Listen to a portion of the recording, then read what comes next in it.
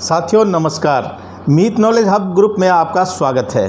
तो साथियों, आपने हमारा ये चैनल सब्सक्राइब कर रखा होगा, बेल आइकन आपने दबा रखा होगा, तो अवश्य ही आपको हर वीडियो का नोटिफिकेशन मिल रहा होगा, क्योंकि हम तरह तरह की जानकारी आपके लिए लेकर के आते हैं और विद्यालय में एजुकेशन से संबंधित समस्त जानकारी हम इसके माध्यम से देते हैं।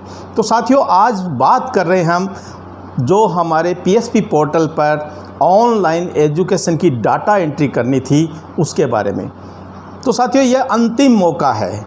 अंतिम मौका मैं इसलिए कह रहा हूँ क्योंकि सरकार ने पहले भी 2 बार डेट बढ़ाई थी और उसके बाद फिर इसको अपने को टाइम दिया गया है। और तो सभी विद्यालय संचालक ध्यान दें कि इस अंतिम मौके पर आपने डाटा एंट्री अवश्य करनी है। यदि आपने ऑनलाइन एजुकेशन दी है तो अवश्य ही डाटा एंट्री करें। हालांकि मैं मानता हूं, जो देखने में आ रहा है कि कोई ऐसा विद्यालय नहीं होगा जिसने किसी न किसी तरीके से पढ़ाया नहीं होगा। अर्थात मेरे कहने का तात्पर्य यह है कि सभी विद्यालयों ने किसी न किसी तरीके से पढ़ाया अवश्य है। अगर पढ़ाया है तो उसकी डाटा एंट्री अवश्य करनी चाहिए। तो ये 8 जून का दिन हमारे लिए बहुत महत्वपूर्ण है, क्योंकि जिस साथी की ने डाटा एंट्री नहीं करी है वो डाटा एंट्री अवश्य कर दें। यहाँ बात ये देखने में आ रही है कि कुछ संगठन जो है डाटा एंट्री नहीं करने के लिए कह रहे हैं। मेरे समझ में ये नहीं आता कि जब सरकार पुनर्भरण राशि देने के लिए हमें डाटा एंट्री करने के लिए बोल रही है तो इसमें दिक्कत क्या है, डाटा एंट्री करने में परेशानी क्या आ रही है? क्योंकि स्कूलों ने पढ़ाया है भाई। अगर सब ने पढ़ाया है तो उसकी एंट्री करने में दिक्कत कहाँ आ रही है, कहाँ प्रॉब्लम आ रही है? अगर हमने ये नहीं किया तो हमारा पुनर्भरण जो है रुक सकता है।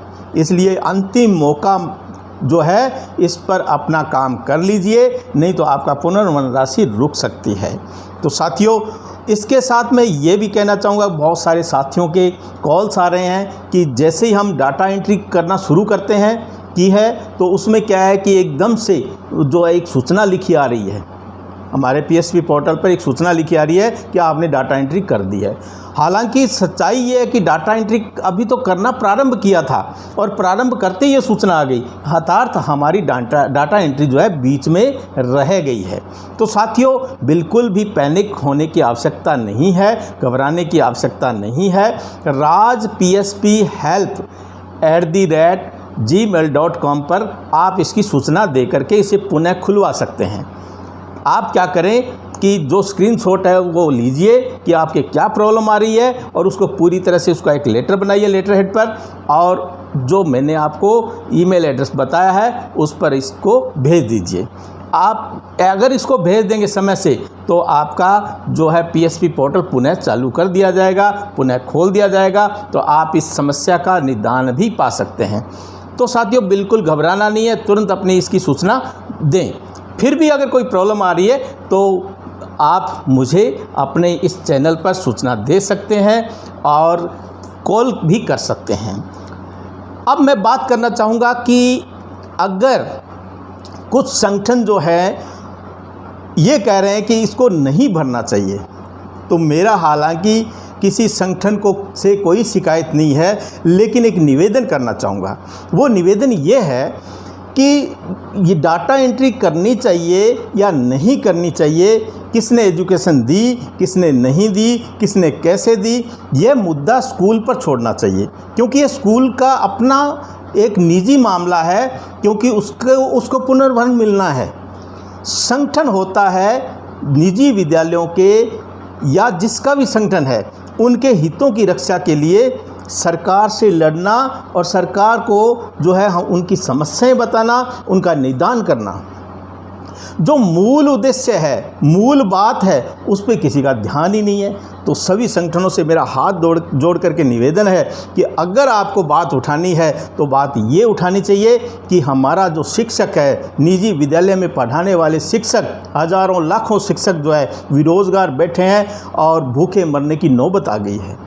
आज उनके घरों में, आज उनके परिवार की, आज उनकी हालात क्या है, उनकी हालत क्या है, स्थिति कैसी है, उनके जो है खाने पीने का प्रबंध है कि नहीं है, और उनका घर कैसे चल रहा है, तो उनकी चिंता होनी चाहिए। इस बात को सरकार के ध्यान में हमारे संगठनों को लाना चाहिए। आज आर्थिक पैकेज या आर्थिक सहयोग चाहे 1000 2-2 हज़ार महीने का ही मिले, अगर उनको मिलता है तो एक संबल होगा, उनके लिए बहुत बड़ी बात होगी, उनका घर परिवार जो है चल सकेगा। आज देखने में आ रहा है कि कितने लोगों ने इसी चिंता के चलते सुसाइड तक कर ली। और दूसरा क्या है कि कोरोना से जो है बहुत से परिवारों में कितनी पीड़ा हो रही है, कितने उनकी जो हमारे साथी हमें छोड़ करके जा चुके हैं, तो उनकी जो हमारे साथी इस दुनिया से चले गए हैं, उनके परिवार की स्थिति क्या है, उस परिवार को संबल प्रदान करने के लिए, उस परिवार का जो सहयोग करने के लिए सरकार से बात करनी चाहिए। हमारे शिक्षकों की और निजी विद्यालयों के संचालकों की पीड़ा को अगर समझ रहा है कोई संगठन, तो मैं ये कहना चाहूँगा कि सरकार के साथ इस मुद्दे पे बात कीजिए, इस मुद्दे पे लड़िए कि हमें इन शिक्षकों के लिए 1.5 साल 2 साल तक जो घर पे बैठा है, जिसने आपने जो काम सरकार का था शिक्षा देने का, वो काम वो कर रहा था, आज उसके भूखे मरने की नौबत आ गई है, तो उसका ध्यान अगर सरकार और समाज नहीं रखेगा तो कौन रखेगा। तो अगर सभी संगठनों से मेरा निवेदन है, बात उठानी है तो इसको उठाना चाहिए। ये कोई बात नहीं हुई कि पीएसपी पोर्टल भरो या पीएसपी पोर्टल मत भरो, ये कोई लड़ने का या वाद विरोध करने का मुद्दा नहीं है। अगर किसी को यह बात बुरी लगी हो, क्षमा चाहता हूँ, लेकिन सच्चाई ये है, जो बात करनी चाहिए उस पर संगठन कोई नहीं बोल रहा है। तो सभी साथियों को मेरी बात पसंद आई होगी। आपको फिर चेता रहा हूँ कि कल अंतिम दिन है, 8 जून। आप हर हालात में अपना काम, अपनी सूचना जो है ये भर करके पूरा कर देंगे। अगर फिर भी किसी साथी को किसी तरह की प्रॉब्लम आती है तो मुझसे बात कर सकता है, उसकी हल हम जो है सहयोग करने के लिए तैयार हैं। तो साथियों, अब आपको ध्यान रखना है कि कल अपनी ये सारी सूचनाएं दे दें, नहीं तो हमारा पुनर्भरण होगा या नहीं होगा वो मैं नहीं जानता, लेकिन ये तय है कि अगर हम जानकारी नहीं देंगे तो पुनर्भरण रुकना लाजमी है। और इसके साथ साथ कुछ साथियों के जो है ये भी पूछने के लिए कॉल्स आए कि हमने व्हाट्सएप पे बच्चों को जो है पढ़ाया, व्हाट्सएप से भेज करके पढ़ाया, या स्माइल 1 स्माइल 2 के माध्यम से, यानी कि घर घर जा कर के बच्चों को पढ़ाने का प्रयास किया। बहुत अच्छी बात है, सबने प्रयास किया है। इसकी सूचना भी आप भर सकते हैं क्योंकि उस कॉलम में ऐसा है, लेकिन ज़्यादा से ज़्यादा इसका एक मेरा मत है, मेरा विचार है कि ज़्यादा से ज़्यादा क्या होगा कि आपने अगर पढ़ाया, उसकी सही जानकारी आप दे रहे हैं, तो सरकार इसको भी देखेगी। ये मेरा मत है। मैं नहीं कह रहा कि सरकार ऐसा करेगी, लेकिन मेरा मानना ये है कि सरकार उसको देखेगी। ज़्यादा से ज़्यादा क्या है कि अगर आपने वर्कबुक भरवाई है या किसी तरह के आपने नोटबुक तैयार करवाई है, तो इसका जब भी स्कूल लगेगा भौतिक सत्यापन होकर के हमारा पुनर्भरण मिल सकता है। कम से कम रुकेगा तो नहीं ना, यानी कि बिल्कुल जाने से अच्छा है जो जानकारी सच्ची है उसको भरनी चाहिए। तो सभी साथी अपनी अपनी जानकारी पोर्टल पर भर दें, इसको समय का ध्यान रखें। और अगली वीडियो की जानकारी लेने के लिए आप जो है बेल आइकन दबाना ना भूलें। मीत नॉलेज हब हमारा चैनल है, उसको सब्सक्राइब कर दें ताकि हर तरह की जानकारी और शिक्षा से संबंधित जो भी हमारे क्रियाकलाप चल रहे हैं वो आप तक पहुंचते रहें। जय हिंद साथियों।